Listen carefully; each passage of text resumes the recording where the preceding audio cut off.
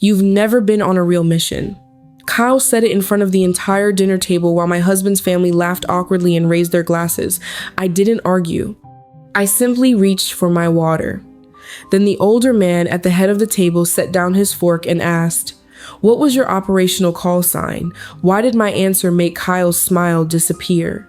The moment Tom Hale asked for my operational call sign, I watched my brother-in-law's smile begin to fail. It did not disappear all at once. First, the corner of his mouth stopped moving. Then the confidence behind it faded. What remained looked less like a smile and more like something he had forgotten to take off. A fork touched a plate at the far end of the table. The sound was small, almost nothing. But the conversation around us thinned until I could hear the ice shifting inside Kyle's glass of bourbon. Only seconds earlier, he had leaned back, looked at me across the roast and mashed potatoes and said, "You're in the Navy? Let me guess. You've never been on a real mission." Two people laughed because they did not know what else to do. My mother-in-law lowered her eyes. Laura did not laugh. She tightened her fingers around the stem of her wine glass. Daniel turned toward his brother. "That's enough, Kyle." His voice was calm, but I knew that tone. It was the one he used when someone had already spent more patience than they deserved. Kyle lifted one hand. "Come on, I'm kidding." There it was. The sentence people use when they want to keep the cruelty but avoid the cost of it. I had heard some version of it for years. A joke about desk work, a comment about schedules and paperwork, a raised eyebrow whenever someone asked what I did, and I gave the only answer I was allowed to give. I did not argue. I reached for my water. The glass felt cool against my fingers. Small, ordinary actions can keep a person steady when a room asks for more than she is willing to give. I had sat in rooms where one careless sentence could ruin months of planning. I had watched people weigh words against lives and consequences. But sometimes the hardest room was a family dining room. There, you could know the truth and still be unable to use it in your own defense. Tom Hale had barely spoken all evening. He sat near the head of the table, broad-shouldered even in retirement, with silver hair cut close and hands resting beside his plate. He had not asked about my rank. He had not studied my ribbons because I was not wearing any. I had come in a plain sweater and jeans, looking like exactly what Kyle wanted everyone to believe I was. Ordinary. Unremarkable. Safe to dismiss. Tom had simply watched. He watched the way I paused before answering questions about my work. He watched me choose language that was accurate without being complete. He watched Kyle turn restraint into a punchline. Then he placed his fork down. "What was your operational call sign?" The question landed differently from everything else that had been said. Daniel went still beside me. Kyle gave a short laugh, but no one joined him. I looked at Tom longer than politeness allowed. Training survives every setting. Even at a family table, with gravy cooling on my plate, my mind went through the same questions. Why was he asking? What did he know? Would answering serve any purpose beyond curiosity? Tom did not push. He did not repeat himself. He only waited. There was no challenge in his face, no hunger for a story, just recognition trying to become certainty. I set my water down. Sentinel. The word was quiet. It did not need to be louder. Tom's eyes changed. For a moment, he was no longer looking at the woman across from him. He was listening to something from years ago, a voice through static. Instructions delivered when the safest choice was no longer the easiest one. He leaned back slightly. I thought that voice belonged to a ghost. No one moved. The ice in Kyle's glass settled with a soft crack.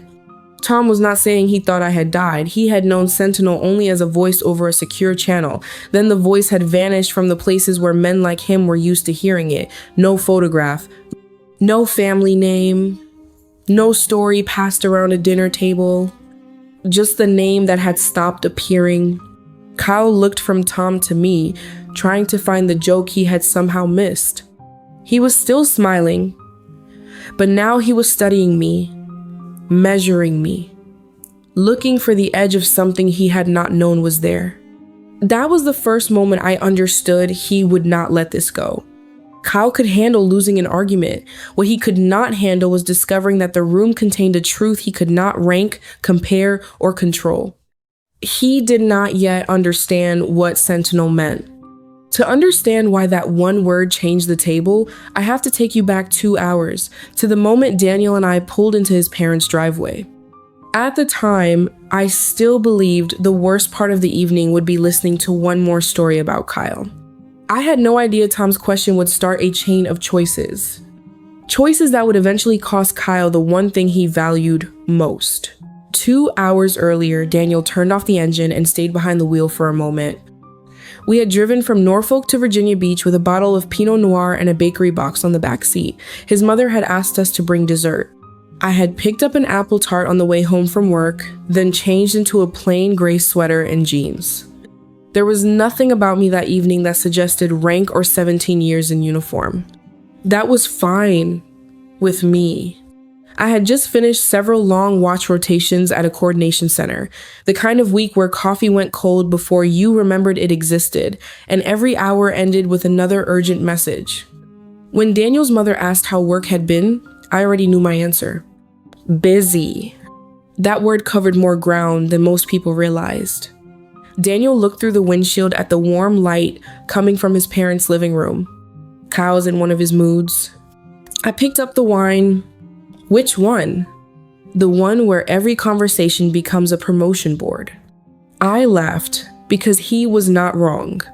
Kyle got louder when he needed attention. He told longer stories when someone else had good news. If the room admired him, he found a way to keep that admiration moving in his direction. Daniel reached for the dessert box. We can leave early. Your mother will notice. She notices everything. Then we stay through coffee. He gave me the tired smile of a man who had spent most of his life translating his brother to other people. When we stepped inside, Kyle was standing near the fireplace with bourbon in one hand. Laura sat beside his mother. Tom Hale occupied the armchair, listening without interruption. Kyle was already in the middle of a story. It involved rough water, a damaged communication system, and a training exercise off the Atlantic coast. By the time we removed our coats, he had reached the point where his ship held formation, while everyone else struggled. His father leaned forward. His mother looked proud. Kyle knew how to tell a story. I will give him that. He also knew how to place himself at the center of one. The exercise had been real. The weather had been bad. The work had required skill. Kyle was not a poor officer, and that may have been the hardest part to understand. He did not need to make me smaller to have a career worth respecting. But he did it anyway. I set the wine on the counter and helped carry plates to the dining room. From the living room, Kyle's voice rose and fell at exactly the right moments.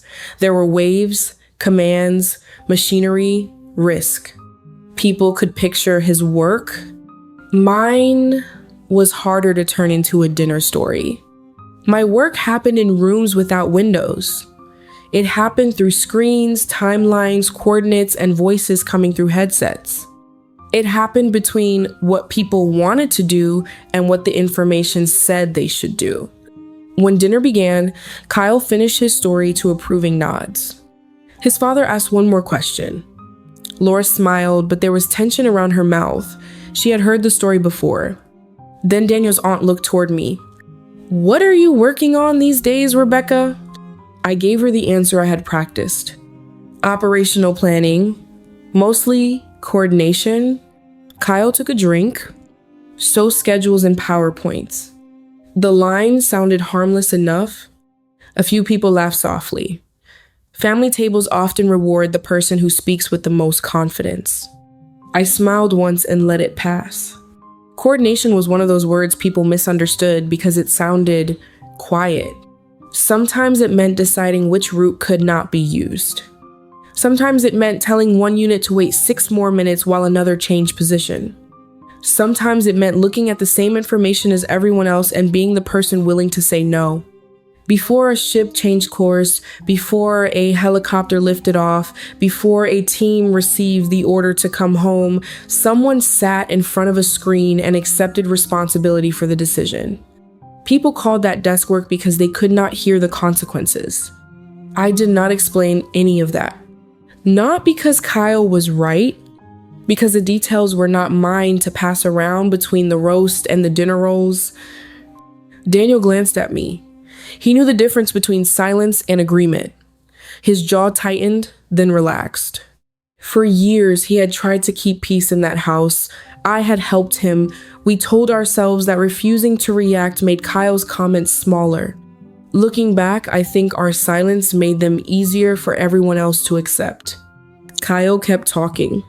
He had already received the praise he wanted, but it did not satisfy him.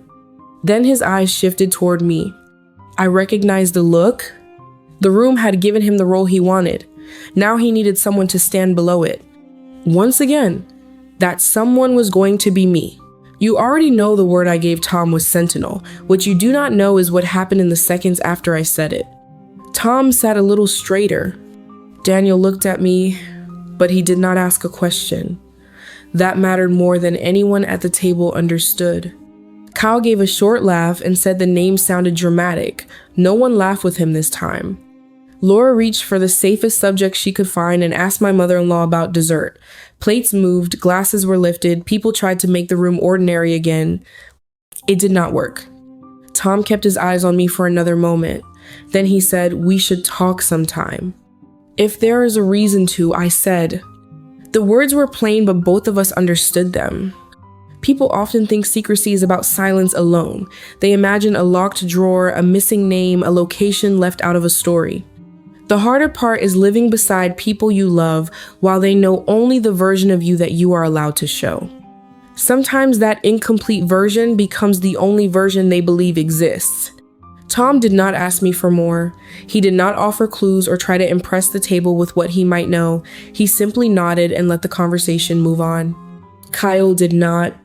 He watched us for the rest of dinner. He had spent years acting as if my work was too small to matter. Now he faced the possibility that it had only been too private for him to measure. On the drive home, rain moved across the windshield in a thin silver sheet. Daniel kept both hands on the wheel. For several miles, neither of us spoke. Then he asked, "Are you okay?" He did not ask what sentinel meant. He did not ask what Tom knew. He asked about me. "I do not know yet," I said. Daniel nodded once. That was all. Our marriage had survived because he never treated love like a security clearance. He knew there were things I could not tell him, and he never turned that limit into a test of trust. The next morning, I stood on the back porch with a cup of coffee cooling between my hands. The yard was still wet from the night before. My phone rang. Tom introduced himself by full name, though he did not need to. His voice was calm and careful. He told me that years earlier, he had been with a unit waiting for an order to move. The quickest route out had been compromised. Some people wanted to use it anyway because the alternative meant waiting longer in a place where waiting carried its own danger. Then a voice came over the secure channel. Sentinel. The voice refused to approve the easy option. It ordered a slower route and made everyone hold position until the change was ready. Tom paused. There are people alive because you refuse to approve the easy option. I looked out at the fence line. A small bird landed on the wet wood, shook the rain from its wings, and flew away. I cannot confirm that operation, I said. I did not call for confirmation. There was no disappointment in his voice, no pressure. He told me he had recognized more than the name. He remembered the way the voice had sounded when others were pushing for speed. No panic, no pride. Just a decision that had to be made, followed by the discipline to stand behind it. That was what he had heard in my answer at dinner. Not mystery. Habit. I had not expected his words to affect me, but they did. For years, I had carried a particular kind of loneliness. Not the loneliness of being alone, but the loneliness of being known only in pieces. Tom did not know all of me either. No one did. But he understood why the missing pieces had to remain missing. Before we ended the call, he said, "The people on the other end never forgot." Afterward, I stayed on the porch until my coffee went cold. Daniel found me there and told me Kyle had already called Tom that morning. He had asked what we discussed and whether Tom was certain about me. Tom gave him one answer. I said everything I was authorized to say. That should have ended it. Instead, it gave Kyle something new to push against. By noon, he had started calling other people. When he could not find an answer he liked, he did not stop. He changed the question. It was no longer, "Who is Rebecca?" It became, "How do I prove she is not who everyone thinks she is?" Before I tell you what Kyle did next, tell me where you are watching or listening from and what time it is there right now. I always love knowing where these stories find you. By noon, Kyle had already begun changing the story. According to Daniel, he told his parents that Tom had mistaken my voice for someone else. He said Sentinel could have been nothing more than a name used during a training exercise. He suggested that I had encouraged the confusion by refusing to explain what I really did. By the end of the day, his version had become simple enough for everyone to repeat. Tom was getting older. The name meant less than people thought. I enjoyed being mysterious. The family had overreacted. Daniel heard most of it during a call with his mother. When he told me that evening, he was more angry than I was. He knows exactly what he is doing. I folded a dish towel and placed it beside the sink. No, he knows what he needs the story to become. There was a difference. If Kyle admitted Tom had recognized me, then he had to accept that there were parts of my career he did not understand. If he turned the entire thing into a misunderstanding, he could return to the version of the family where his work was dangerous, visible, and important, while mine remained small enough to dismiss. Some people do not need you to fail. They only need to know exactly where you stand beneath them. What disturbed Kyle was not the possibility that I had done more than he had. It was the fact that he could no longer see the scoreboard he had used for years to measure everyone around him. So he started looking for one. He contacted an old friend who worked in personnel and asked about my public service history. He sent a message to an officer who had once worked at the Pentagon. He searched promotion notices, command listings, and unit rosters. He asked careful questions about whether I had ever deployed. None of that was illegal by itself. It was simply revealing. He found my rank, he found my years of service, he found a few broad assignments and several unit names that explained almost nothing. Some periods of my career appeared ordinary on paper because they were supposed to. There were no dramatic headlines, no public list of missions, no story he could hold beside his own and compare line by line. One of the men he contacted finally told him, "You are asking questions you do not have a professional reason to ask." Kyle laughed it off. "It is family curiosity." The man did not laugh with him. Curiosity is not a need to know. Daniel heard about that exchange from a mutual friend. There was no formal investigation, no security team appeared at Kyle's door. But word travels quickly in military circles, especially when someone uses professional relationships to settle a personal insecurity. A few people began watching him differently. That should have been enough to make him stop. Instead, it made him more careful. He no longer asked broad questions in front of groups. He called individuals. He framed his interest as concern. He suggested the family might be getting manipulated and that he only wanted to protect everyone from an exaggerated story. The more reasonable he tried to sound, the clearer his need became. He did not want the truth. He wanted a version of the truth that placed him back on top. Laura called me 3 days after the dinner. She did not apologize for him. I respected that. "He has not let this go," she said. I stood near the kitchen window and watched a delivery truck move slowly down the street. "Are you asking me to explain myself?" "No." She was quiet for several seconds. "I think I am asking whether he was always like this." Her question carried more weight than she probably intended. I told her Kyle had always been competitive. He had always needed to be the person with the most impressive story in the room. But this felt different. He was not trying to win a conversation anymore. He was trying to control what everyone was allowed to believe. Laura did not defend him. She only said, "I do not know what to do with that. You do not have to decide tonight." After the call, Daniel asked whether I wanted him to tell Kyle to stop. "Not yet." He looked at me. "Why?" because I need to know whether he wants the truth or a stage. Daniel did not like the answer, but he understood it. 2 days later, an invitation arrived for Kyle and Laura's engagement dinner at the Officers Club. The card said service members were encouraged to attend in uniform. Then Kyle sent me a private message. It would be nice for the family to see both sides of Navy service. I read the sentence twice. That was when I understood he was no longer searching for an answer. He was preparing a verdict, and he needed a room full of people to witness it. The invitation sat on our kitchen table for most of the evening. It was printed on thick cream paper with gold lettering around the edges. Laura's father had once served in the Navy, so the guest list included former commanders, senior officers, and people Kyle had spent years trying to impress. The line about military guests caught Daniel's attention first. Service members were encouraged to attend in uniform. Then he looked at the name near the bottom.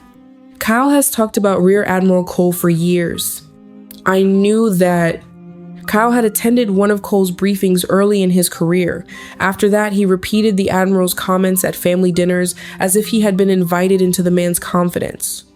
Cole represented everything Kyle wanted to become: respected, visible, remembered when he left a room. Daniel set the invitation down. He wants to compare your uniform to his. No, I said. He wants an audience. Daniel leaned against the counter. Then we do not go. We do not owe him another chance to insult you. He was right. There are times when leaving a room is the healthiest choice a person can make. Walking away can protect your peace and deny someone the reaction they want. But there are other times when your absence becomes material for someone else's lie. I could already hear the version Kyle would tell. Rebecca was afraid to appear in front of real officers. Rebecca did not want anyone looking too closely at her record. Rebecca only acted mysterious when the audience was family. I was not willing to let him decide where I was allowed to exist. Still, that was not the only reason I planned to attend. Laura had done nothing to deserve an empty chair from us at her engagement dinner. She was becoming part of the family, and whatever was happening inside Kyle did not belong on her shoulders. She called later that night. Her voice sounded tired. She told me she had not realized how many officers Kyle had invited until the list was nearly complete. What had started as a family celebration was becoming something more formal, and she was no longer sure the evening was really about their engagement. I listened without interrupting. Finally, she said, "I am sorry this has become so uncomfortable. You do not need to apologize for him." There was a pause. "Are you still coming? I will be there for you." What Kyle does with that is his decision. She thanked me, but she did not sound relieved. The night before the dinner, I opened the closet and took out my uniform. I had worn it in rooms where no one cared about family stories or personal pride. In those places, every detail had a purpose: the placement of a ribbon, the angle of a pin, the condition of the fabric. I carried it to the bedroom and laid it across the bed. The ribbons were arranged in their proper rows. Some awards had public names, but the reasons behind them had never been fully explained to my family. I did not see them as trophies. I saw decisions. A delay that had frustrated everyone until new information arrived. A route that had been rejected. A voice in my headset asking whether I was certain. Moments when there was no perfect answer, only the responsibility to choose and live with what followed. Daniel stood beside me and checked one small piece of metal near the collar. "A little higher," he said. I adjusted it. He did not ask what any ribbon meant. He never had. That was one of the quiet forms of love I trusted most. Daniel did not confuse closeness with ownership. He understood that being my husband did not make every locked door in my life his to open. Later, we lay in the dark while rain tapped against the window. Daniel was quiet for a long time. Then he asked, "What happens if he pushes you?" I looked toward the ceiling. For years, I had mistaken endurance for discipline. I believed that because I could absorb an insult without reacting, I should. That belief had protected the peace It had not protected me. Then he will learn the difference between silence and surrender. Daniel did not ask what I planned to do. The truth was, I had no plan to punish Kyle. I did not intend to expose him, embarrass him, or take control of the room. I only knew I would no longer help him make me disappear. The next afternoon, we turned onto the road leading to the officers' club. Cars lined both sides of the entrance. More waited near the main building. I looked at the rows of uniforms moving through the doors and understood that Kyle had invited far more people than an engagement dinner required. He had built his stage. All that remained was for him to begin the performance. I heard the music before we reached the entrance. A small string group played near the far wall, soft enough to sit beneath the conversation. Shoes moved across the polished floor. Glasses touched. Laughter rose and fell beneath framed photographs of old ships. The light caught on brass buttons, service pins, and polished nameplates. This was not a normal family dinner. People were watching one another without appearing to do so. Rank, posture, who greeted whom, none of it was discussed, but all of it was noticed. Kyle met us near the entrance. You made it. His smile was warm enough for anyone watching. His eyes were not. He looked at my uniform longer than he looked at my face. It felt as if he were searching for something he could explain away. Laura stood nearby with her mother. She smiled when she saw us, but the relief lasted only a moment. Kyle guided us toward a group of junior officers. "This is my sister-in-law," he said. "She serves too, mostly behind a desk, but every job matters." The final words sounded generous, though he had just diminished me. One younger officer nodded politely. An older officer studied my ribbons, then looked at Kyle. His expression changed. "Good to meet you," I said. Kyle waited. He expected me to correct him. If I explained too much, he could call it bragging. If I said nothing, he could treat my silence as agreement. I gave him neither. He moved us to another group and repeated a softer version of the same introduction. Each time, he used a pleasant voice. Each time, he left the same impression. Kyle never called me a liar. He was smarter than that. He described me in a tone polite enough that anyone who objected would seem overly sensitive. That was how some people protected their cruelty. They placed it inside a kind sentence, then blamed you for hearing the part they meant. Daniel waited until Kyle walked away before guiding me toward a quiet corner. "He is doing it on purpose." "I know. Do you want me to stop him?" "Not yet." Daniel studied my face, then nodded. Reacting too early would give Kyle what he needed. He could claim I had misunderstood. He could say I was creating tension at Laura's engagement dinner. He could become the injured party before anyone saw what he was doing. So I watched. My seat had been placed where I would be visible from the podium. A microphone stood near the center of the room. The printed order of toasts had been changed in pen. Kyle's name had been moved ahead of Laura's father. None of those details meant much alone. Together they formed a pattern. He had asked me to wear my uniform. He had invited officers whose approval mattered to him. He had placed me where the room could see my reaction. And he had prepared a question I could not answer without crossing a line I had sworn to protect. Tom stood near the back speaking with Laura's father.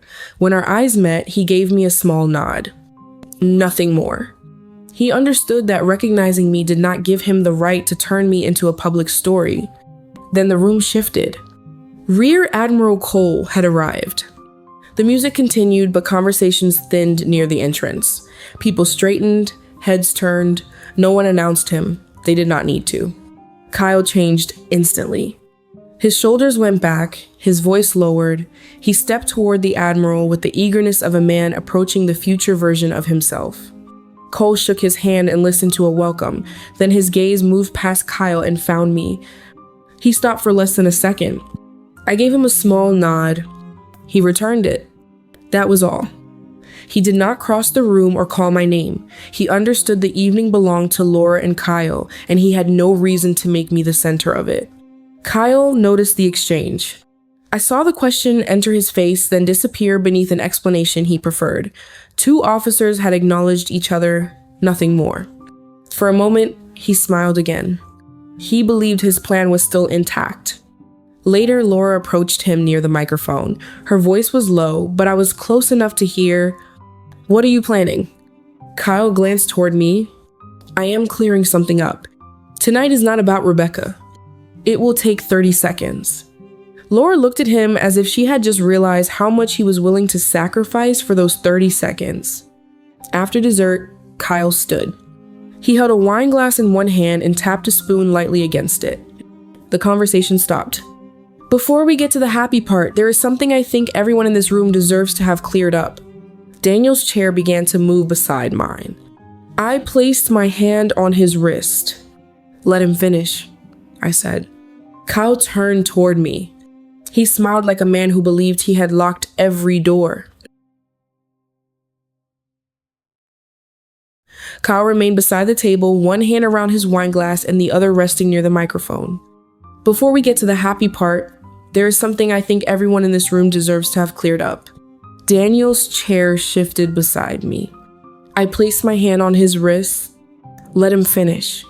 Kyle had waited until dessert was over, the plates were cleared, the wine had softened the room, every face was turned toward him. This was not a careless remark. He had planned the timing, the audience, and the question. He smiled at me. "Since we are honoring service tonight, maybe Rebecca can finally tell us about one of those real missions everyone keeps whispering about." The room changed. People who understood military courtesy recognized the trap at once. He was asking for details that did not belong in a social setting, then watching to see whether I would break protocol to protect my pride. I kept my voice level. "I do not discuss restricted operations at social events." Kyle gave a small laugh. "There it is again. Classified. Restricted. Convenient words when there is nothing to prove." Then he reached inside his jacket. He removed a folded sheet of paper. That small movement told me more than his speech had. He had not lost control. He had prepared this. He opened the page and said he had used public sources, promotion records, general assignments, unit listings. Then he began to read.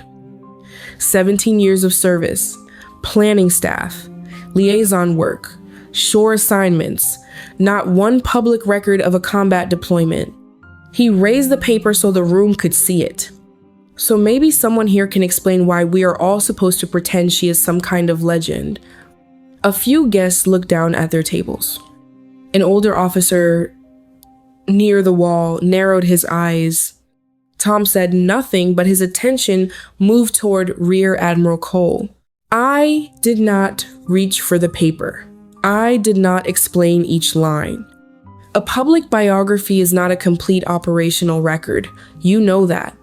Kyle leaned forward. "Then complete it." "No."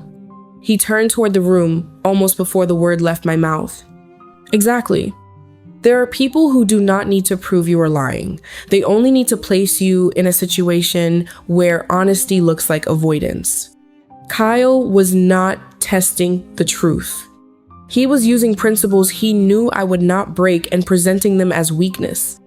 Laura stepped toward him. "Stop. This is our engagement dinner." He barely looked at her.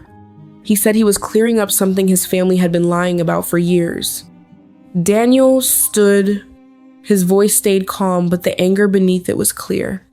"No one lied to you. You chose not to respect an answer you did not like." Kyle turned on him. "And you have spent years helping her hide behind that answer." Daniel did not raise his voice. "She never hid behind me." The control began to leave Kyle's face. He looked around the room, searching for support. Then he asked why I could not name one ship, one operation, or one mission. He wanted to know why every answer had to be a secret. Laura placed her hand on his arm. "Kyle, please."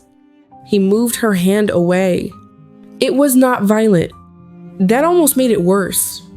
The gesture was cold and impatient, as if her feelings were one more interruption standing between him and the moment he believed he deserved. "This will take 30 seconds, he said. I watched Laura's face. In that moment, Kyle was not only humiliating me, he was telling the woman he planned to marry that her engagement dinner could be sacrificed as long as he regained control. He looked at me again. Say it, Rebecca. Tell everyone what Sentinel actually did, or admit there was never a real mission. The room went still. When people demand proof, they often assume every truth belongs to them if they ask loudly enough. But some truths are not personal property. They belong to the people who trusted you, to the people whose names cannot be repeated, to the people who placed their lives inside decisions they may never speak about again. I had no right to use any of them as evidence in a family argument. I stood. Daniel remained beside me, ready, but he did not speak for me. I looked at Kyle. I will not trade an oath for your approval. The words were quiet. They did not need force. Kyle's mouth tightened. That is a beautiful way of saying, you have no proof. He believed he had won. He believed my refusal had confirmed everything he wanted the room to think. Then the microphone switched on near the podium. The sound was soft, but it stopped him. Rear Admiral Cole did not walk toward us. He stood where he was and looked directly at Kyle. His voice was calm. Lieutenant, sit down. Kyle turned. For the first time that night, he had no answer ready. If you are still listening, please leave a comment below and tell me how satisfied you are with the story so far. It helps me know that there are still people walking beside me through this entire journey. Your presence is the greatest encouragement I have as I continue into the final part. Kyle turned toward the podium. For a moment, he seemed to forget that the chair behind him was only a few steps away. Rear Admiral Cole held the microphone, but he did not look at me. He looked at Kyle. You were given a lawful answer. You chose to treat professional discipline as dishonesty. The words were calm. That made them heavier. Kyle swallowed and tried to recover the tone he had used all evening. Sir, with respect, this is a family matter. Cole did not raise his voice. You brought it before a room full of officers. It stopped being private when you picked up that microphone. No one moved. Kyle had spent the entire night deciding what counted as public and what counted as private. He wanted my record discussed in front of strangers, but he wanted his behavior protected as a family issue the moment someone challenged him. Cole did not allow him that escape. Lieutenant Commander Mercer cannot tell you what she did. That is not evasion, that is discipline. Only then did he turn toward me. His expression was steady, not warm, not dramatic, simply certain. Her citation remains sealed, the result does not. The room became so quiet that I could hear the low hum of the air system above us. Cole continued. People came home because she held her position when the rest of us had run out of good choices. He paused. I know, because I was the flag officer who signed the recommendation. That was all he said about it. No location, no unit, no date, no number of people. He understood that defending my integrity did not require exposing anyone else. Kyle looked down at the paper in his hand.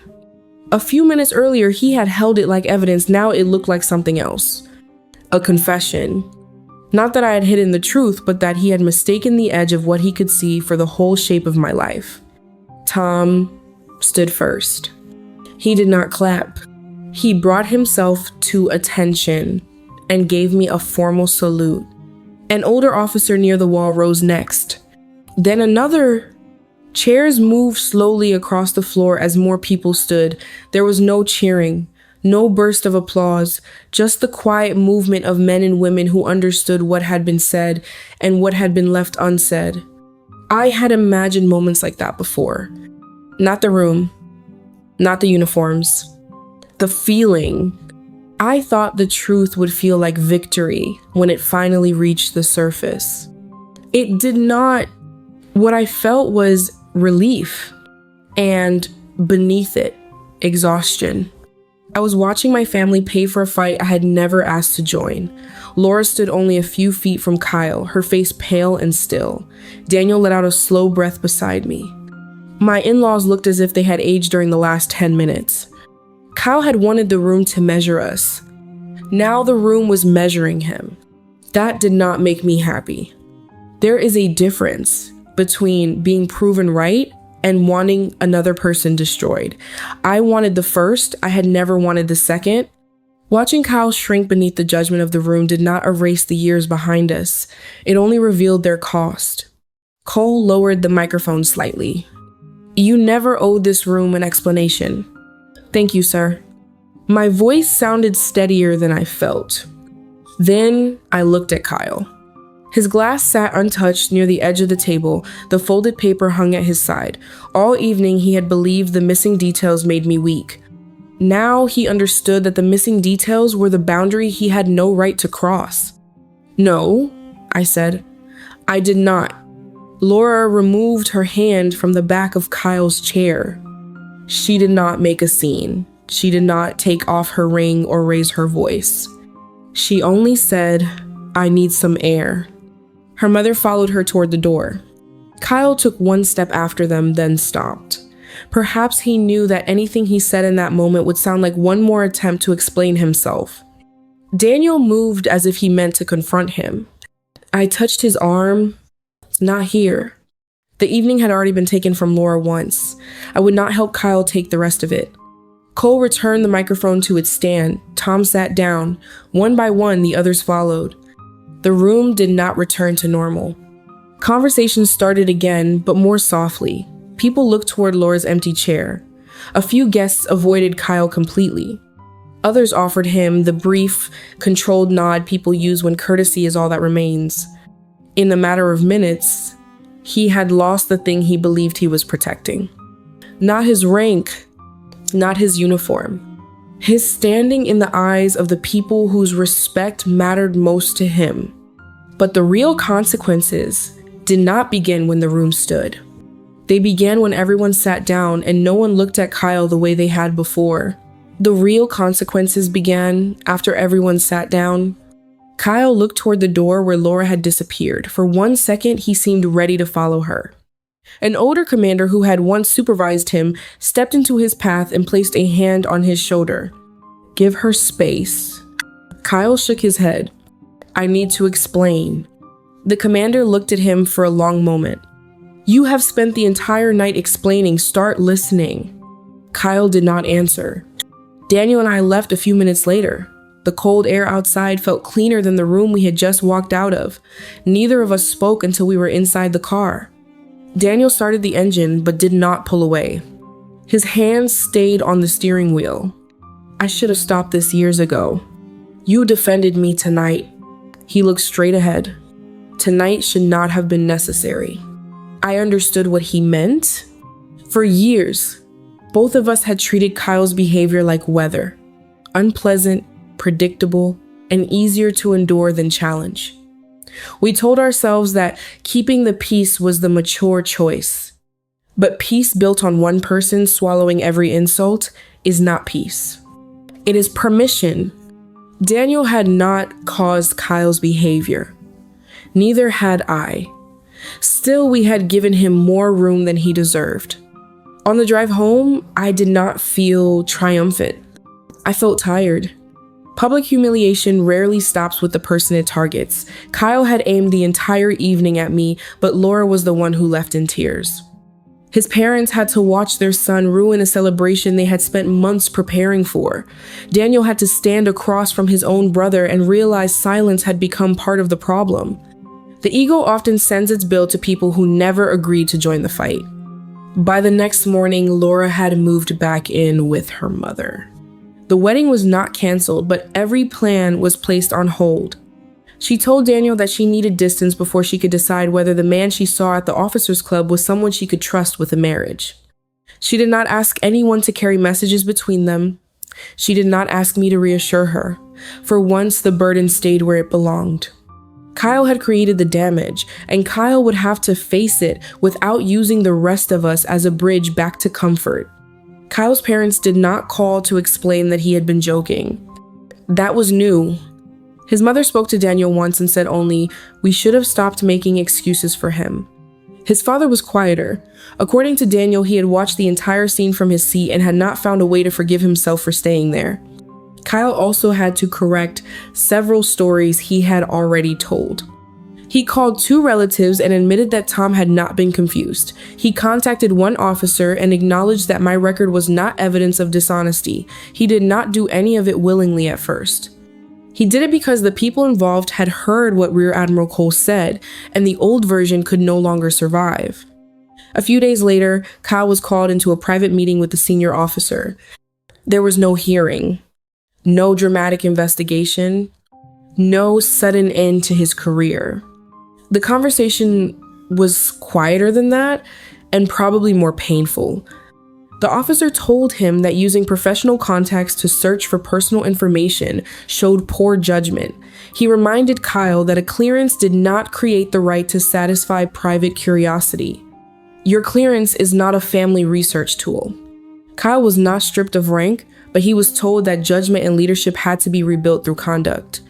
People would be watching how he handled responsibility after making a personal grievance look like official business. For a man who cared deeply about how he was viewed, that was not a small consequence. Still, I did not enjoy it. Anger remained, so did hurt. But watching Kyle lose respect did not repair what he had damaged. It only showed him the cost. Daniel decided he would not speak to his brother until Kyle could apologize without defending himself. "No explanations," he said. "No, I am sorry, but..." I agreed. An apology that arrives carrying an excuse is usually asking the injured person to finish the work. 2 weeks passed. Then, one evening, the doorbell rang. Through the glass, I saw Kyle standing alone. He was not in uniform. He had no papers in his hands. And no prepared defense ready. There was no one beside him to watch. For the first time since I had known him, Kyle had come into a room without bringing an audience. I opened the door and let Kyle in. He looked different without a uniform, a glass in his hand, or a room waiting for him to speak. He seemed smaller, but not because anything about him had physically changed. There was simply nothing around him to hold up the version of himself he usually carried. I led him to the kitchen table. The light above the stove was still on. 2 coffee mugs sat near the sink, and the clock above the pantry sounded louder than I had ever noticed before. Ordinary rooms can become difficult places when someone finally brings the truth into them. For the first few minutes, neither of us said anything. I did not help him begin. I had spent too many years watching injured people make apologies easier for the person who owed them. We soften our voices. We offer a chair. We say it is all right before the other person has even admitted what was wrong. I was not going to do that. Kyle kept his hands flat on the table. Finally, he said, "I was not trying to find out who you were." He stopped and looked down. "I was trying to prove you were less than me." The words did not surprise me. Hearing him say them still hurt. "Why?" He took a breath.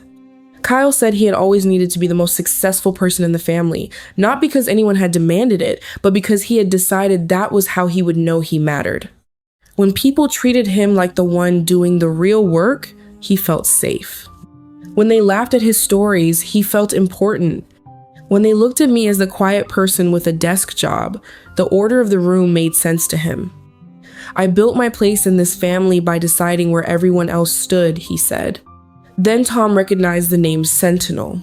Kyle admitted that he had not felt curious.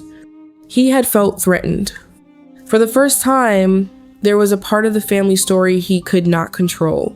He did not know where to place me, so he tried to prove there was nothing to place at all. He apologized for the jokes. He apologized for asking people about my record behind my back. He apologized for turning my silence into an accusation. He apologized for dragging Daniel into it and for making Laura's engagement dinner about his need to be right. Then he said something that mattered more than the rest. He apologized for forcing me to defend an oath he had once sworn to respect. I let the silence sit between us. A real apology has to cost the person giving it something. Pride, comfort, control. If an apology is only used to make the injured person forgive faster, it is not repair. It is another way of managing the outcome. I looked at Kyle. I accept your apology. Trust will take longer. He nodded. I know. He did not ask how long. He did not explain why I should understand him. He did not ask me to tell him that he was still a good man. That was the first sign that he might actually mean what he had said. Forgiveness and trust are not the same door. I could open the first without handing him the key to the second. After he left, Daniel came into the kitchen. He had stayed upstairs because I asked him to. I told him what Kyle said. Daniel agreed to speak with his brother, but he did not promise things would return to normal. They did not. Over the next several weeks, Kyle began correcting the stories he had told. He called people who had heard his version and admitted it was wrong. He did not repeat what Rear Admiral Cole had said in order to borrow my reputation for himself. He apologized to Laura without blaming the wine, the pressure, or me. He told his parents that what happened was not a joke. Then he stopped asking about Sentinel. When people asked about my service, he gave the same answer. Her service deserves respect. The details are not mine to share. Laura required counseling before she would continue planning the wedding. Kyle agreed. Not as a performance, not as a punishment, as work. Daniel and Kyle spoke again, carefully. They did not recover years of trust in one conversation. They began with small things, a phone call, coffee, a promise kept. That was enough for the time being. Months later, the family gathered for another Sunday dinner. The same table waited for us. Almost the same people sat around it. I had once believed change only counted when it arrived in a grand speech. That evening, I learned it can appear in something quieter. Sometimes, change is simply knowing when not to speak at the table. The table looked the same as it had the first time. The smell of roast filled the dining room. Silverware touched plates. My father-in-law poured wine while my mother-in-law reminded everyone to save room for dessert. For a few minutes, nothing about the evening felt important. That was what made it important. Months had passed since the engagement dinner. Kyle and Laura were still together, but they were moving carefully. The wedding plans had resumed in small pieces. Counseling came first. Promises came second. Announcements came last. Laura wore her ring again. She did not hold it up for anyone to notice. Kyle sat beside her and listened while someone else told a story. He did not interrupt. He did not add a better version. He did not search for an audience. Daniel sat beside me. His hand rested near mine on the table, loose and still. He was not bracing for trouble. Neither was I. Tom sat near the far end, speaking quietly with my father-in-law. Our eyes met once. He gave me a small nod. I returned it. No one mentioned Sentinel. That name had once chilled the room. Now it was unnecessary. Halfway through dinner, one of Daniel's cousins asked about my work. He had missed most of what happened and knew only that there had been a misunderstanding. He leaned toward me. So, how many real missions have you actually been on? The room paused. Not completely. A knife touched a plate. Someone shifted in a chair. My mother-in-law stopped reaching for the rolls. I felt the old response rise inside me. The careful sentence, the polite refusal, the effort to make someone comfortable with an unexpected boundary. Before I could speak, Kyle did. If she could tell us, she would. His voice was calm. He did not look around to see whether anyone approved. Then he added, "We do not need the details to respect her." That was all. No speech, no apology repeated for the room. No attempt to turn the moment into proof that he had changed. He simply asked our cousin about his new job and let the conversation move on. I looked at Kyle for a second longer than usual. He did not notice. Or perhaps he did and chose not to make anything of it. That mattered too in that moment. For years, Kyle had treated every room like a stage. Even kindness had needed an audience. That evening, he did the right thing without asking anyone to reward him. His apology had finally become behavior. We often confuse closeness with the right to know everything. Families do it, marriages do it, friendships do it. They say, if you trust me, you should tell me. But mature love says something different. It says, I trust you enough to respect what you cannot tell me. Daniel had understood that long before the rest of the family did.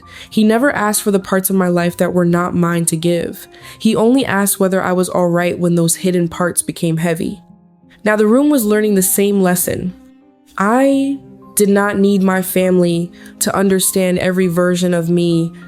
I only needed them to stop using the parts they could not see as proof that nothing was there. My mother-in-law passed me the potatoes. My father-in-law asked Daniel about a repair at the house. Laura laughed at something near the other end of the table. The evening kept moving. No one stood. No one raised a glass. No one asked me to prove anything. That ordinary continuation felt more healing than applause. At the first dinner, my silence had been treated like emptiness. At the officers' club, it had been used as evidence against me. Now it was simply respected. Tom and I exchanged one more glance before dessert. There was no need to speak. Sentinel had once been the word that made everyone stop.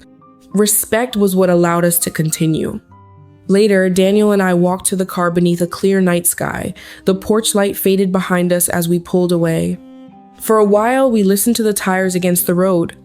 Then Daniel asked, "Do you think it is finally over?" I watched the lights along the highway pass across the window. The answer did not belong to Kyle. It did not belong to my family. It did not belong to Rear Admiral Cole or anyone else who had spoken when I could not. It belonged to something I had finally stopped asking them to give me.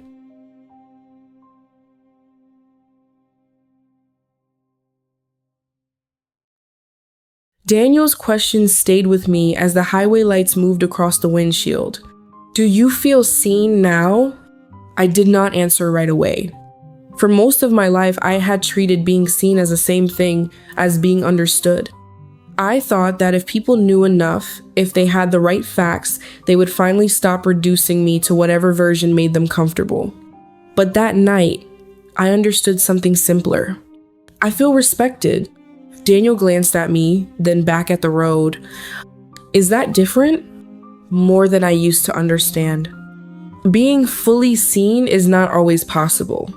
Daniel loved me, and even he did not know every detail of my past. He did not know every room I had entered, every voice I had heard through a headset, or every decision I had carried home without speaking about it. The difference was that he never used those empty spaces to make me smaller. He never treated what he could not see as proof that nothing was there. As we drove, I thought about 3 rooms. The first was my in-laws' dining room, where Kyle turned my silence into a joke. He filled the gaps in my story with his own assumptions, then invited everyone else to laugh at the version he had created. The second was the officers' club, where he used that same silence as evidence. He believed that if I could not explain myself, then he had earned the right to define me. The third was the Sunday dinner we had just left. Same kind of table, same family voices, same questions waiting beneath ordinary conversation. But this time, no one demanded access to what was not theirs. Those rooms taught me 3 ways people respond to what they do not understand.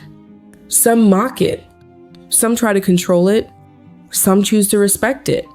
For years, I had believed strength meant enduring the first 2 without reacting. I thought discipline meant absorbing every careless remark, every small insult, every moment when someone mistook restraint for weakness. I was wrong. Endurance is not always discipline. Sometimes it is only a habit, and habits teach other people what they can continue to do. I did not regret keeping the things I had sworn to protect. I would make that choice again. What I regretted was believing my oath required me to accept disrespect in my private life. It did not. I could keep a secret and still set a boundary. I could refuse to explain and still say clearly that someone had crossed a line. I could protect the truth without disappearing behind it. The next morning, I returned to the coordination center. The room was quiet except for the soft movement of chairs and the click of headsets being adjusted. Pale blue light from the screens reflected across familiar faces. A group near the center waited for updated information before making a decision. I took my seat. Nothing about the room looked heroic. There were no cameras, no applause, no family stories waiting to be told. There was only work. Careful work. The kind most people would never know existed unless something went wrong. A coworker set a cup of coffee beside me. Quiet weekend? I looked at the cup. Not exactly. He smiled and returned to his station. I did not explain. This time, the silence felt different. It was not something forced on me. It was mine. For the first time, I understood that silence could hold duty and self-respect as long as I chose it freely and refused to let others weaponize it again. Kyle was changing, but I did not confuse change with completion. He still had work to do. Trust would be rebuilt through time, not through one apology or one respectful dinner. Laura understood that too. She chose to continue their relationship, but only with boundaries strong enough to protect her from the version of Kyle who had once made everyone else pay for his insecurity. Daniel remained what he had always been. Not a man who needed every answer, but a man who knew how to stand beside someone without demanding that she unlock every door. That was family to me. Not blood alone. Not a shared last name. Family was action, patience, respect, the decision to protect someone even when you did not fully understand what they carried. For years, Kyle mistook my silence for emptiness. The truth was, my silence carried promises, names, and lives that never belonged in a family argument.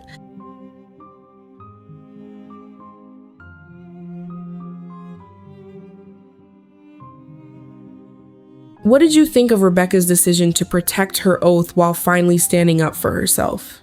Would you have handled Kyle differently if you had been in her position?